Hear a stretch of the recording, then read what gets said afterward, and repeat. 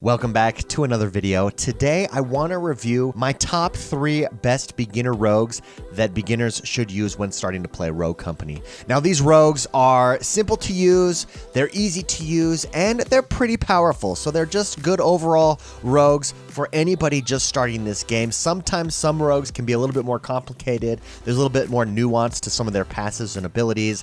What makes a good beginner rogue is the simplicity, the ease of use, and how quickly you can get in and have a positive effect on your team. Before we jump into it, don't forget to hit that like button and subscribe to this channel. We're all things Rogue Company. We also play Vigor. We're a 2-game channel here. If you like either of those games and you're really into improving your game, to watching gameplay, then subscribe to us, hit the notification bell, be informed whenever we go live. I do stream live Tuesdays, Wednesdays, and Thursdays on this channel, so join us. Hit the notification bell and like the video. Okay, so there's a couple things that go into making a good starter or good beginner rogue in Rogue Company. First of all, it's access. So when beginners start Rogue, there's only so many rogues that a beginner has access to unless you either buy them, unlock them, or pay for the Elite Pass, which unlocks all the characters, something like that. So we can't just choose any character because there's a lot of great characters out there. However, for most people, they're probably not paying for all the characters right off the bat, not until they dive into the game a little bit. So each of these characters that we talk about today, you do get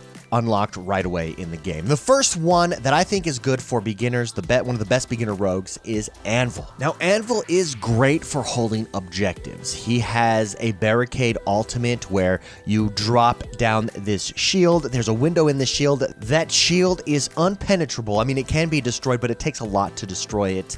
And it's just a great, simple ability for new players to use. Whether you're on attack or defense, new players playing Anvil can have an immediate effect on the game, on the map, and contribute positively to their team. Now, you combine his shield that he drops with his passive. His passive is immunity. This means that he's immune to disorients and blind effects. This makes his shield even more powerful because people can't flashbang you, they can't disorient you. You're able to sit, hunker down, protect your teammates, drop that shield in front of the bomb, protect the bomb, put it in key strategic locations on the map, really control an area, and just contribute to your team immediately. Now, he does have a shotgun and an LMG.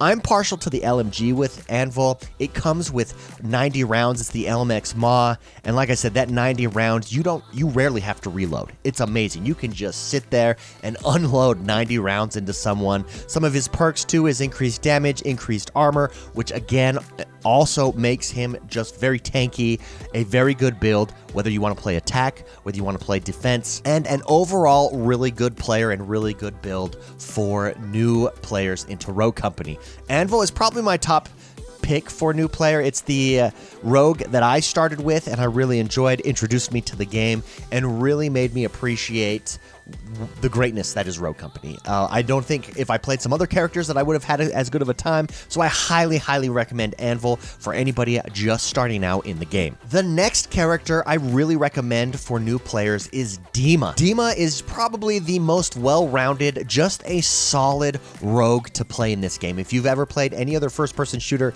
any other third-person shooter, Dima is gonna feel familiar to you. He's decent in almost every situation. He doesn't have too many strengths or too many weaknesses. He's just a really super solid character with straightforward abilities. Now, his ultimate is the Merv launcher. This is essentially a cluster grenade that you pull out, you launch it. It does stick to any surface that it hits, and then it's a timed release where it launches out 3 grenades, and they explode after that. It's a really solid ability. His passive, along with that, is anytime you damage with an explosive to an opposing teammate, that teammate is revealed for the rest of your team. So it's a really just a solid character with a solid passive that really works well together with his ultimate and that Merv launcher cluster grenade. Again, there's nothing too nuanced about Dima. He's just solid. He's well-rounded. If you've played any other character in any other game, you're going to know how to play Dima. His ease of access and ease of use is just fantastic. Now, he does have 2 fairly solid guns. He's got the Mamba and the KA-30. I like the KA-30. I just like the automatic nature. The Mamba is a 3-shot burst DMR gun, and it's just, I just don't prefer it. I like having the fully automatic, the KA-30 with Dima, and I think that you can really have an effect immediately on the game, especially as a new player. He does have some grenade gadgets here. He's got an EMP grenade. I prefer to equip the EMP grenade because it disables any abilities of other characters if you successfully are able to hit them with it. And that's just super powerful, especially in a one-on-one fight. Again, Dima, a great character, just really solid. Doesn't do anything too super fantastic, but also doesn't have any huge weaknesses either. I think he's probably one of the most well-rounded, if not the most well-rounded character in the game, and as a result is just a great character to use as a new player starting Rogue Company for the first time. And my last character that I recommend for new players in Rogue Company is Saint. Now, Saint is a powerful, true support character. Being a true support character, he is able to stand back a little bit from the battlefield and still have an effect on his team and have an effect on the map. Why is he able to stand back and still have an effect? Well, it has to do with his revive drone.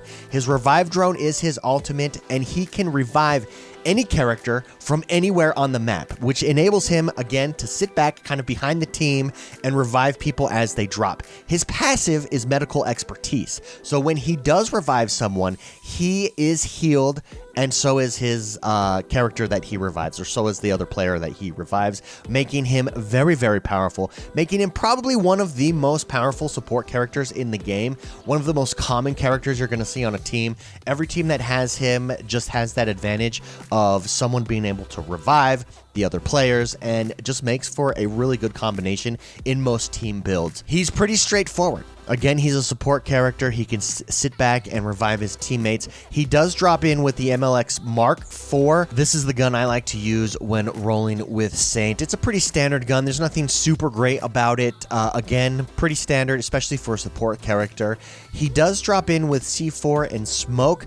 Both can be utilized really well. Smoke, especially if you're going to be reviving characters, you can drop it, you can throw up a little screen, revive your teammates, and go from there. The other one that he drops in with is C4.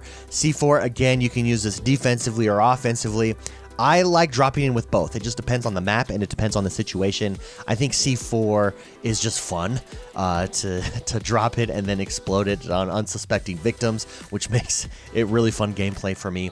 But Saint is, again, I think one of the strongest support characters in the game, and something that every team should have. And as a beginning player, he's just pretty straightforward as a support character, and really good for you if you want to jump in and have a positive contribution to your team immediately. And so that's it. That's the 3 characters I recommend for new players in Rogue Company. Again, each of them is straightforward, and each of them is pretty powerful as far as their abilities, but not complicated in the way that their abilities and their passives are utilized.